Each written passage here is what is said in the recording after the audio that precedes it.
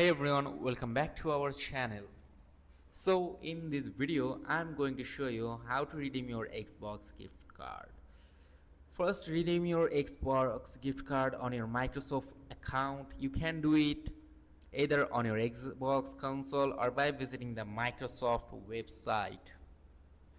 You have to sign into your Microsoft account and then tap onto redeem code and enter the code on the back of your gift card. But make sure you're logged in first. You have to sign in or log in first to complete this process. At the top right corner you can see this option called sign in. First sign in to Microsoft. Then the second step is use Xbox Game Pass app to get reward points.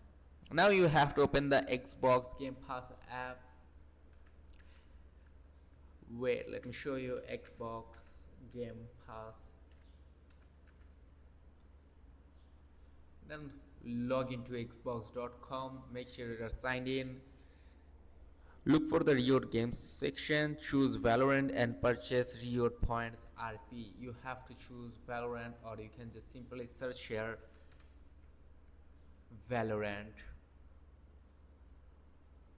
and it will redirect to you here. So that's it. Now sync with your Valorant account. You just have to tap onto this and sync it to your Valorant account.